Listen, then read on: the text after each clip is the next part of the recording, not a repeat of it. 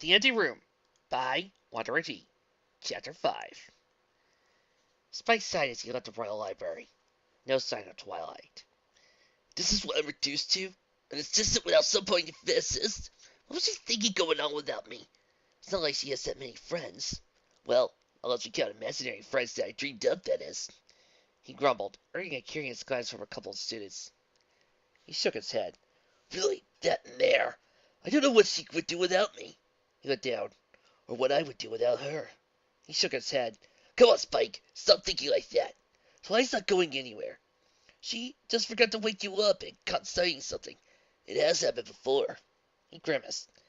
Despite everything he was saying, he had a bad feeling. As if something was going to happen, and he wasn't going to like it. I wonder where she is, he whispered. He looked out the window, observing the castle around him. It was then that one of the walls exploded, and the complete side of the castle he was looking at fell upon itself, leaving several halls and rooms exposed. For a second, he thought he saw a cloaked figure peering down at the collapsed wall, but it suddenly vanished. Worried, feeling like he had eaten a chunk of ice, he rushed down the stairs. The next exit of the castle was where Princess Celestia's chambers were. Luna's mind was reeling. As she concentrated on bringing up the moon, she feared the worst. She had already dispatched a group of medical police to the crypt, as Rainbow Dash had asked. That, the explosion in the castle, and the disappearance of Captain Lance, all pointing towards an organization and attack of some sort. But why? And who was behind it? And why? Why did this feel familiar? As she had been through this before. Was this all related to her discovery of the sealed room? Luna felt cold. If this was all her fault. The moon rose on the horizon, a pale disk lacking its usual radiance as it slowly started its trajectory. Luna's magic decorated the sky with most of the usual constellations. It was almost an afterthought. She did not want to be here doing this when her loved ones needed her. I am ready to begin the night court, Your Highness. The night steward, a friendly mayor called Mary Ward, asked, unaware of the events that had transpired that night. Luna gritted her teeth. She had duties, true, but family came first. I'm sorry, Mary, but we have a family emergency right now.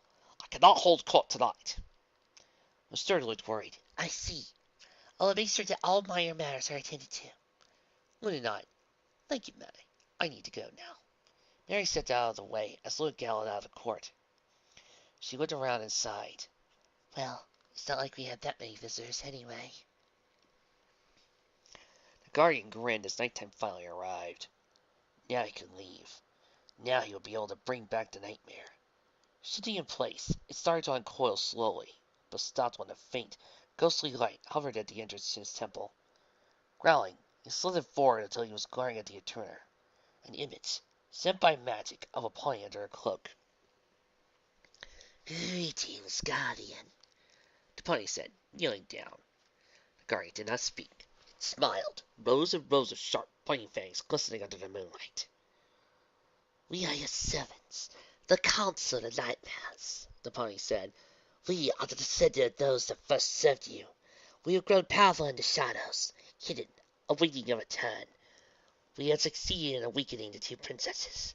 By the time you arrive, their willpower will be gone, and they will be ready to accept the nightmare once again. The guardian laughed, pleased. Both of them, he asked. When the pony nodded, he could feel a shiver of anticipation run down the base of his neck to the tip of his tail. I will be there shortly, the guardian said. We await your glorious return, the pony said, still kneeling submissively. The visit dissipated soon after, but the guardian had already left. The female pony stood up, a bit shaken. Facing the guardian was a challenging experience. The thing she was the first to do so in 1,000 years. Turning around, she faced the other 3 members of the Council of Nightmares that were in the room with her. We shall separate now. The Guardian and the others are doing their jobs, and so should we. We will not reconvene until the Guardian arrives to lessen the risk of being recognized. We all know what we have to do. If we do our jobs right and get both princesses. Oh, she said with pleasure. The 3 nodded, slowly walked out of the room, leaving her alone. She looked at the moon. Soon. Very soon. A little bit earlier. Daddy, why? The male unicorn grimaced. I'm sorry, Twilight. I wish there was another way. His horn's magic suddenly flashed, and the flames enveloped his daughter. Or would have, if Twilight had been there, blinking into existence just behind him. Her horn arced down, sending a blade made of pure polarity towards him. He managed to roll out of the way. You raised me! She shouted accusingly. You said you loved me. I love you. Why? Her father slowly moved to the side as he followed him, mimicking his movements. I did, and I do, he growled. But this is bigger than you, bigger than me. If Celestia hadn't taken you under her wing, things would be different. Twilight fought the tears in her eyes. She couldn't get distracted. How would it be different? Her father growled. When you started studying magic, I saw it as a chance. I knew you were smart, brilliant even, although I never knew the sheer power you possessed. I took the chance. I enrolled you into the Canterlot School of Magic. I knew you would meet Celestia, but I always hoped it would be Castle. I was hoping you would get you to help me. Against Celestia? Twilight asked, incredulously sighing in her eyes. Why would I do that? Shut up! Her father shouted. His horn flaring was the only warning she had before she had to run out of the way, as one of the columns collapsed where she had been. Why was no pony coming to help? It's all her fault! He shouted. You should have been a part of the Council of Nightmares by now, but you had to fall in love with her. Not only did you betray me, you betrayed your lineage! My lineage! She exclaimed. Celestia is the kindest, most loving pony I've ever known. And yes, I love my teacher like a second mother. What did you expect? The moment I became your protege, you two cut all contact with me. Her father seemed to deflate. I'm sorry, Twilight, he said. His mouth pulled at his tongue until a medallion came out under the cloak. It was made of silver or platinum, and had several marks and diagrams etched onto it. This is your heritage. If it were not for Celestia, when you graduated, you would have been inducted into the Council of Nightmares. Is that where you learned all of this battle magic? Twilight asked, trying to solve her time. Surely some pony would come to investigate. You think it'll be enough to defeat me? Her father dropped the chain and let the medallion hang around his neck. That, and you're still young. Powerful, but young. What does that have to do with anything? Twilight asked, trying to take a step back, realizing to her heart that her feet would not move. Experience is a powerful tool, Twilight, her father said. You have the sheer power to defeat me, true, but you don't know how to use it. A tear fell to the floor. I'm sorry it had to come to this. She didn't have the chance to dodge the next spell. The shield protecting the hidden room sputtered and died, but the unicorn did not move. He stared, silent at Twilight's body. Finally, after a few seconds, he dropped the medallion next to her and nuzzled her neck. He shook his head and looked at her accusingly.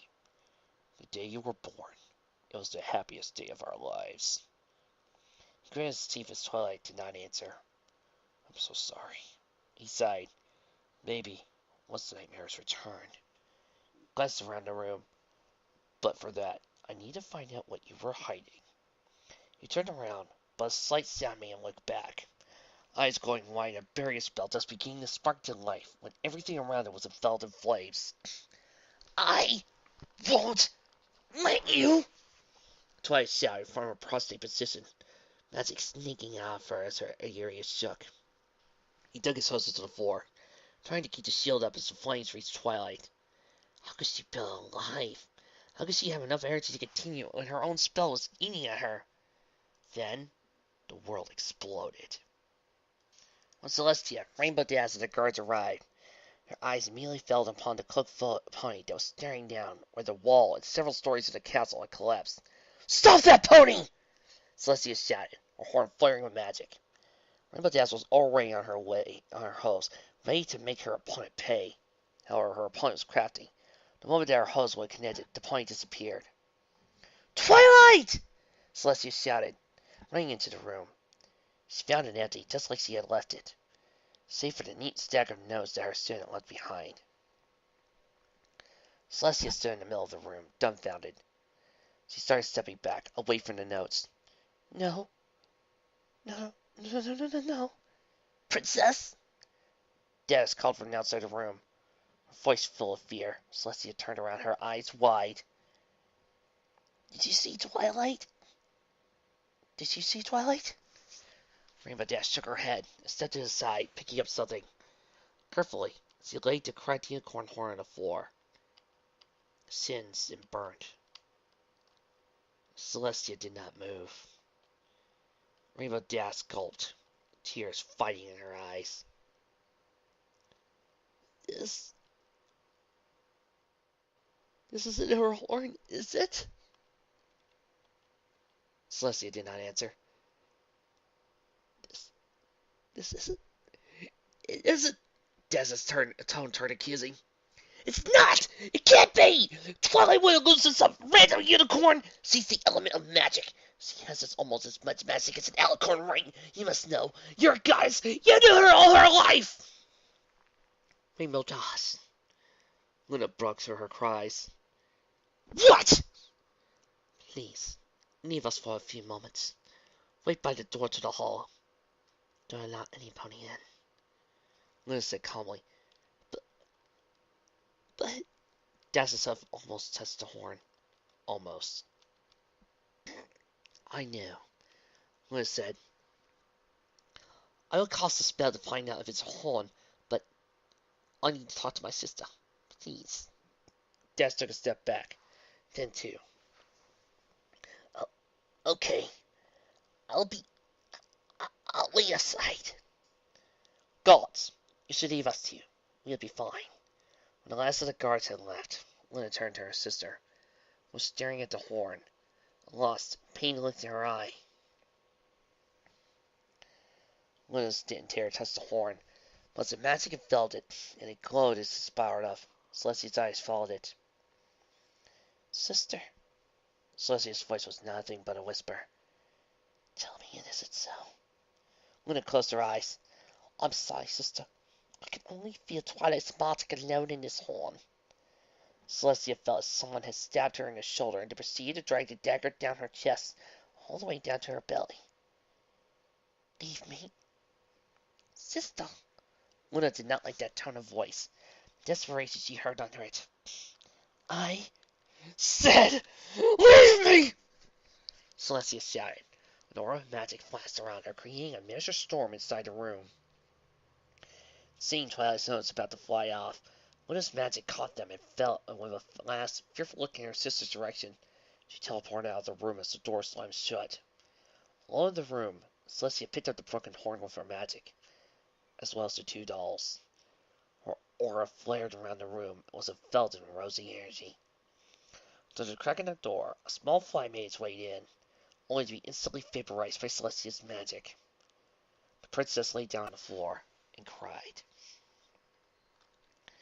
Luna appeared outside the hall, and the guards and Rainbow Dash all turned to face her. Guards! No pony. Absolutely no pony is allowed in now, under any circumstances! Triple the guard here! Princess. Rainbow Dash hesitantly walked towards her. Was that... Luna gritted her teeth, closing her eyes. She couldn't look at Rainbow Dash's face. The magic on the horn. It belonged to Twilight Sparkle. She forced herself to look up the horrified face of the Pegasus. I'm sorry. She's... Don't say it! Rainbow Dash shouted, stepping back. She's gone, Rainbow Dash. No! Don't say that! Twilight Sparkle can't be dead! Dash shouted. A gasp made them look to the small purple dragon that walked in the hall. It's not true, he said, running to hold Luna's hoof. It's not true, right? You're joking! Luna couldn't even say anything to the baby dragon. She just shook her head and looked away. Without letting go of her, Spike turned to look over his shoulder at Rainbow Dash. Dash, it's not true, right? This is a dream, right? I'm dreaming. This is like a dream about you and Ernie and... She's not gone! Unable to hear anymore, the Pegasus took off and blasted out the window, uncarrying the pieces of glass that cut her skin, flying as fast as he could into the night. Will he be okay?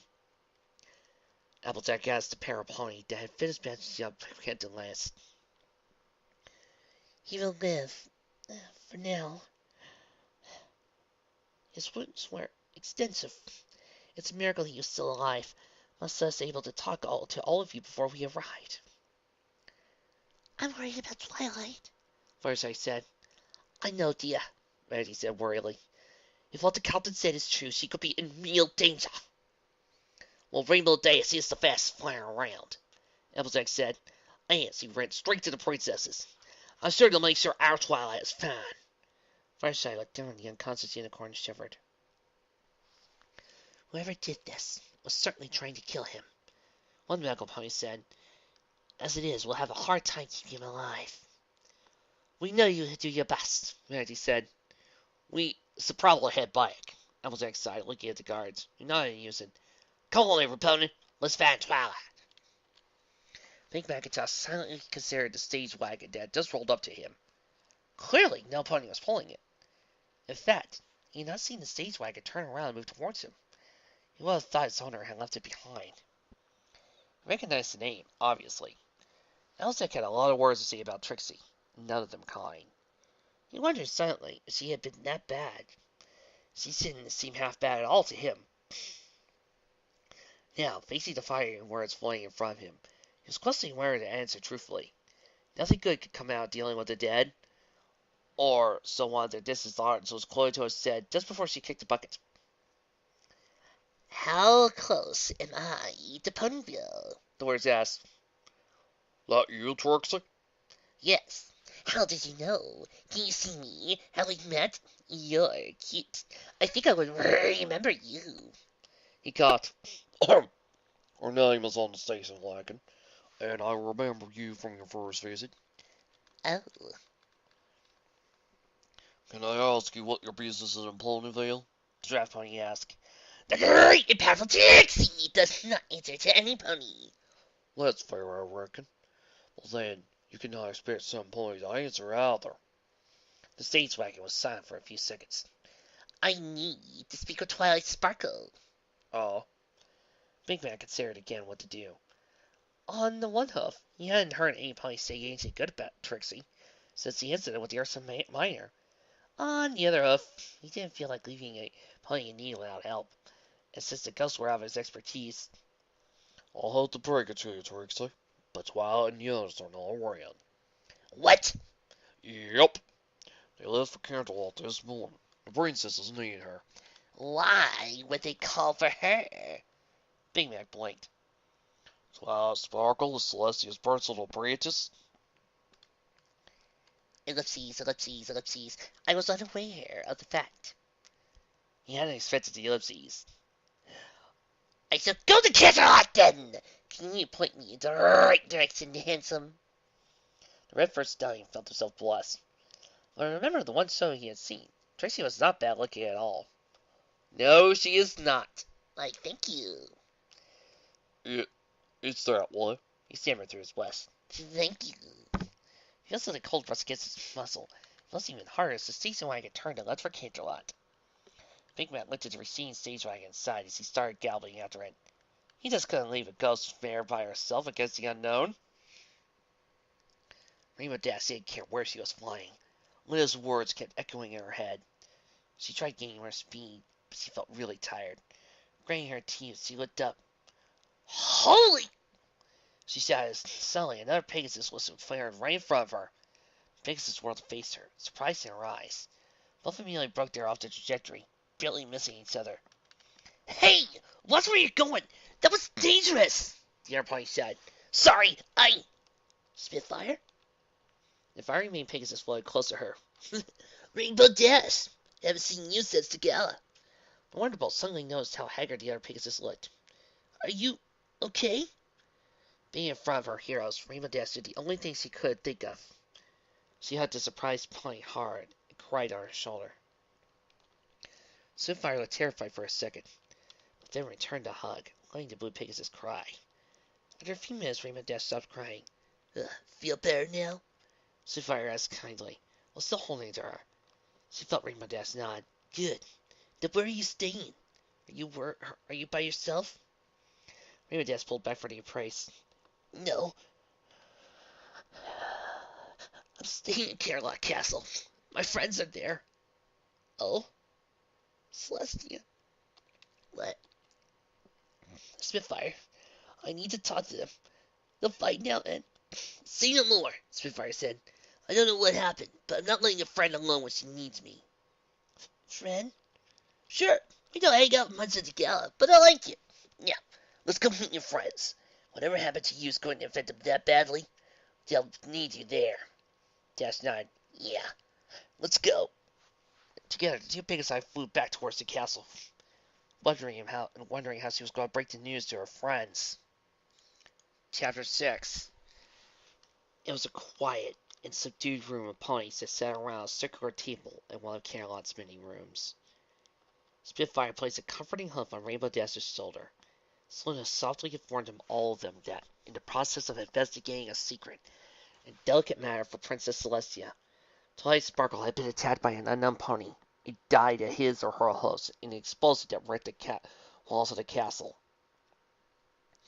Pinkie Pie's hair had deflated. Her usually bright coat had somehow dulled as she looked miserably at the table. Applejack closed her eyes tightly and was shaking. Her hose around her, fighting the tears and bitter words of anger and resentment that she did not want to shout.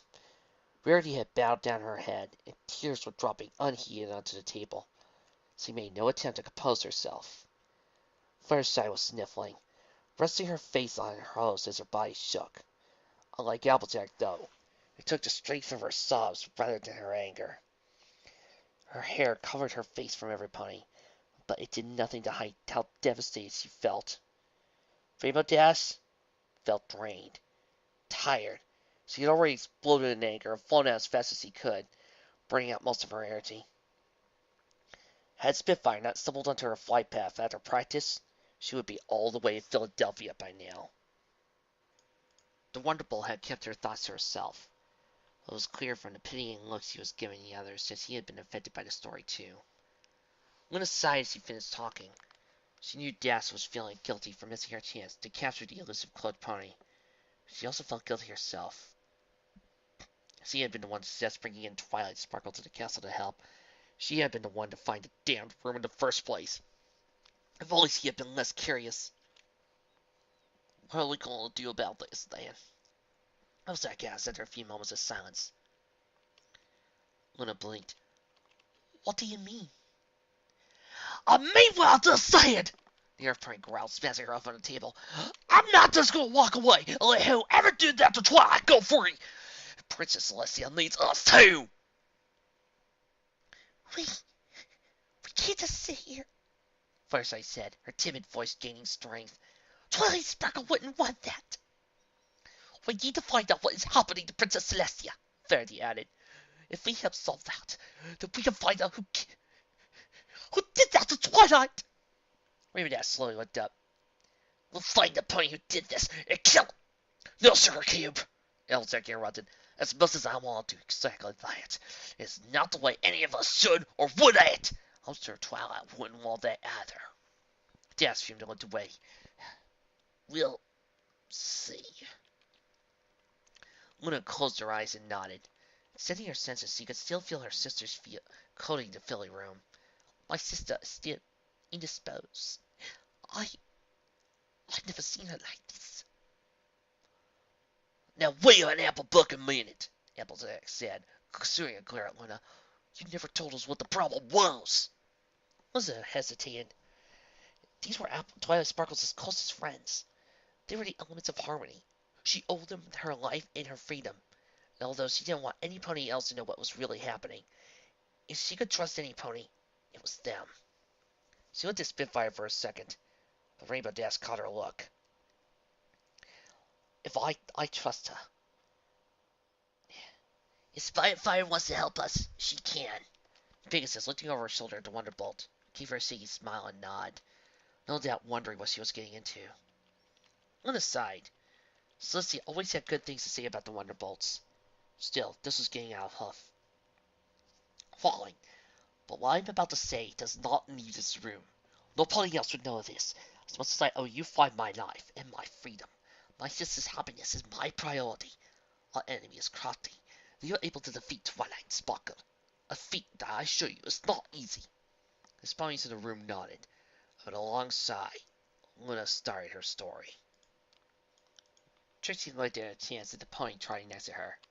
You don't really need to tag along, Big Macintosh, she wrote, her magic forming words with a flaming powder. The red-furred stallion nodded. The great and powerful Trixie doesn't need help from any pony. I shrugged. Well, I reckon that ponies shouldn't travel alone if they have someone willing to go with them. Trixie smiled a bit. He had tactfully not pointed out that they were on their way for her to actually ask for help in the first place. She grimaced. Canterlot was just an hour away, and then her journey would be over. She would be able to start her quest for revenge. She sighed, looking at Big Mac silently trudging on beside her for no reason other than to help her. When she had been on her one-man search mission to reach Twilight Sparkle, she had been able to ignore feelings and thoughts that had been trying to put down for a while now. But the slow, steady rhythm of Big Macintosh's walk gave her plenty of time to think. She never had true friends, sure. At Canterlot University she had peers, Twilight Sparkle being one of them, in fact, although she hadn't known about the Purple Unicorn's relationship with Celestia. She had always admired her dedication to magic. If nothing else, she also fancied herself a lot more powerful than Twilight Sparkle. But, well, life had a way of shoving empty boats down ponies' throats. Ever since Twilight had shown her up that fateful night, Trixie had a hard time getting back up to speed. Her confidence was shaken. Although she had known that her boasts were nothing more than bragging, she had never expected to find any pony who would be able to achieve what she could imagine doing. It had been humbling, but more importantly, she had lost her mojo that night. She sighed and looked at her traveling companion. He was cute, that was for sure. Maybe if she hadn't been so blinded by her own light show, maybe she might have seen him in the crowd. Maybe. You're a good pony, Big Macintosh, she wrote sorely. Thank you for helping a useless ghost like me. Hey now, Big Mac said, shaking his head. Don't go saying that, Trixie. You're not useless. I don't think there are many ponies out there that can match half of what you just done today. You're too kind. They carried on for silence for a while, until Trixie felt something. Big Mac, don't ask why. Just jump into the wagon. The flames were dying, just as the wagon doors closed behind him. Quietly, he looked out through the crack. A slithering shadow flashed past him, and stopped. Then went back to hover around the wagon for a moment. He gulped when he heard a hissing sound. Then it was gone. You could see the stars again through the crack. After a few moments, the doors opened and he stepped out. What was that? He asked, taking a seat on the wagon, unknowingly looking straight at Trixie. The Guardian! Anger seeped back into her. He ate me, and he hurt my face off! Big Mac blinked and started to look green. Come on, handsome. We have to grout that overgrown sneak. Spike stared at the empty room. A cold breeze made him shudder as he looked around. Had he been paying attention earlier, he would have noticed the saddlebags and the latest friendship report which Twilight was going to give to Princess Celestia in person. If he had paid attention earlier, he might have been able to be with Twilight and... Damn it! He hollered, punching the side of the door with his fist. It stung, but he felt good about that. He wanted it to hurt. He looked up and turned around. There was no pony there. Was that an echo? He waited, but didn't hear anything else. Must be my imagination, he muttered, turning to leave. I don't have time for this. I'm going to find out who killed Twilight, and I'm going to rip their throats out! His nostrils let out a whiff of smoke. Celestia lay in the center of the room. Before her were the remains of Twilight Sparkle's horn and the darls belonging to her daughter. In search for my first child, I got my second daughter killed, she said, looking tenderly at her horn. I never told you, Twilight, how much you meant to me, how much I meant to myself, and especially when I saw you. You were such a beautiful filly, mind and body. So it is a brave, she sighed, and now you're gone. I have to accept this. I will find the ponies behind this, and they will pay. They will not bring you back, but at least I know death is kind. even if he is a bit odd. But how can I go on right now, my faithful student, when he'll not be by my side again? When your reports will not come to me and break the monotony of the court? And the actual joy of you being alive and part of my life is gone. Celestia lowered her head to her host. And yet I must. For if not I, who? I only have the night to mourn you. Then when the time for sunrise to come, I'll have no choice but to return to my duty and raise it from its slumber. I cannot tell this to anyone. I cannot be open, or honest or fragile. Even dear Luna needs me to be strong for her. I have fear I've become spoiled, my student. Within the last 2 decades, not only did I get my sister back, I had you. You can have her again. A voice whispered in your ear, making it twitch. Who are you? Celestia asked. He stood and glared around. Does you mean how? The voice whispered back. Celestia clenched her mouth shut as she looked carefully around again. There was no way any pony would have crossed her field. So who? Not who. The voice whispered again. How? How can I get her back?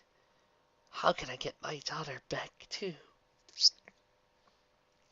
Stop yourself! Celestia growled. Turn around. Yes. You can see me there, at the edge of your field. The voice directed as he looked at one of the walls. There seemed to be some pony there. She approached carefully until she stood staring. That's not you. Yes, it is. The voice called again. She saw the pony in her mouth for words. Does she mouth the words she had said earlier? You're not me, she said, staring hard at the mirror. You're a dear thing for what really matters. But if you must know, Mirror Celestia replied, I am your inner voice. I am the power within yourself to bring Twilight Sparkle back to life. That can't be done, Celestia replied angrily. If you were me, you would know. I am. And that's how I know it to be possible. The princess shook her head. The voice was seductive. There was a chance. There is. The voice insisted, her thoughts betraying her. You know it, as well as much as you know how much you love that filly. It is not right for her life to be cut so short. No one trying to help you. Had it been under other circumstances, perhaps.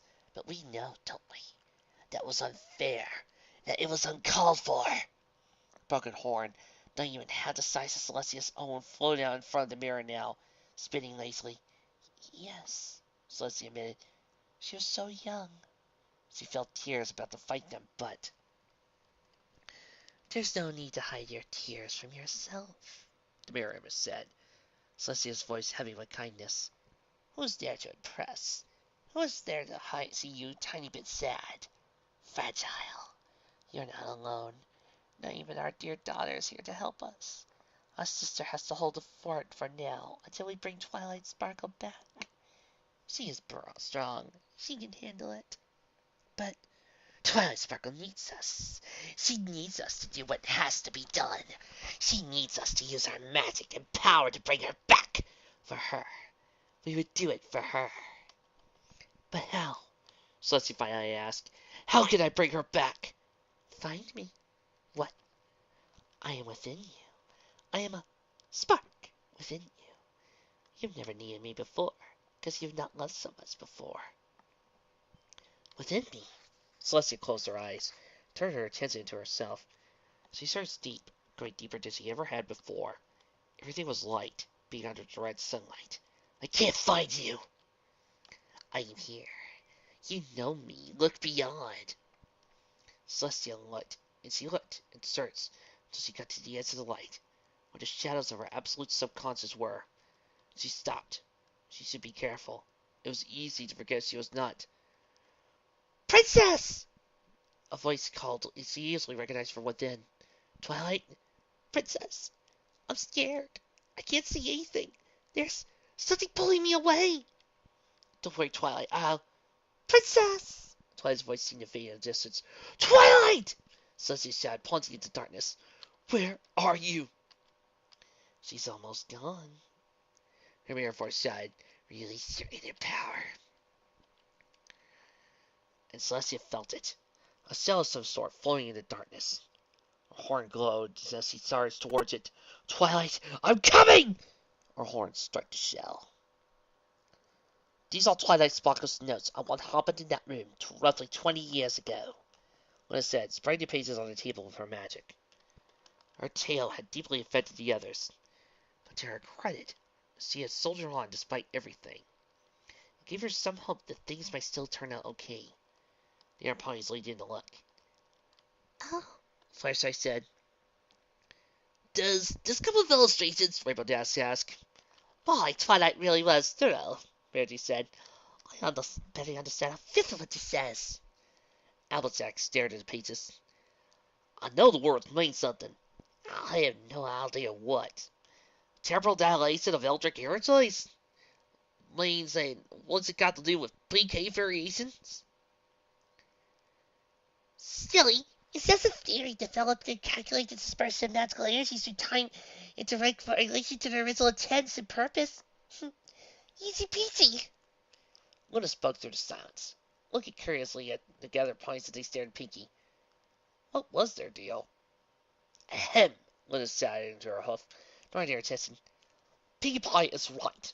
Let's not much to learn from this first page. It just describes the mythology of her approach. She wrote 15 pages based on that?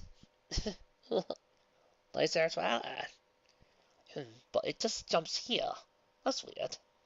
Luna then turned the page around. Oh, silly me. She wrote on both sides. Fireside sniffed miserably. That was their Twilight indeed. They waited in intense silence as Luna read through the papers. But as soon as he finished, they could tell it was not what she had hoped for. What is it? Rainbow Dash asked. Luna sighed. Then it has a lot of information. But the bottom line is that Twilight found out that on the night there were 5,000 spells cast. The shield, illusion, and disorientation spells were cast to hide the room. All three were completely broken by me and Celestia earlier today. Then, there was the memory spell. Twilight's notes indicate it was massive. It affected several ponies, not just my sister. She found energy traces for a fifth spell, though, although she could not identify it. And that leads us exactly where we were before. Applejack sighed. No offense, but Celestia's feeling could be any pony. This room, other than you, Princess, there are 6 ponies that fall into that age category alone. And I know there are more than 30 others that live in or around Ponyville. Exactly 278. What? Pinkie Pie looked around. I know every pony in Ponyville. Could Princess Celestia's daughter be a unicorn? Spitfire asked. No, Luna shook her head. The monster kid pony would be too much for a unicorn. The fitting would obviously be an unicorn. Unless that unknown spell turned her into another type of pony, Rarity ventured. Perhaps a unicorn to explain the magic? Her biggest sight is it has to keep the wings? Flashlight asked. Or even an earth pony to throw whoever forced her to give in the filly away under the truck? Applejack added. Luna looked troubled. Well, there are some spells like that to be so, but... Look, every pony, this is getting us nowhere, Death snapped. Sure, it's interesting that we're 5 spells. Sure, we have to find Princess Celestia's filly, but that can wait. Some ponies taking advantage of this for some reason, and not almost kill Cat and Lance, but really kill Twilight! To find the filly, we need to stop them first. Luna sighed. This is true. As much as I want to find the filly, sorting this out takes precedence. She groaned. I haven't been so frustrated in 1,000 years! She stopped. The other ponies saw her face go into shock realization and then horror. In 1,000 years, she murmured, and turned to look at the others, the fear in her eyes making them very nervous. Luna? Applejack stammered, her nervousness making her completely skip to usual horrific. But 1,000 years ago... You... Oh my, Rarity whispered in horror. you don't mean... Luna nodded. 1,000 years ago, through several incidents that took away my real power and fed my fears, I released Nightmare Moon into the world. But that was 1,000 years ago, Des complained. I can see you're stressed, but nowhere near as much as... Her eyes almost went comically wide as the whole castle started to shake. Celestia, Spitfire whispered, her voice echoing in the now quiet room.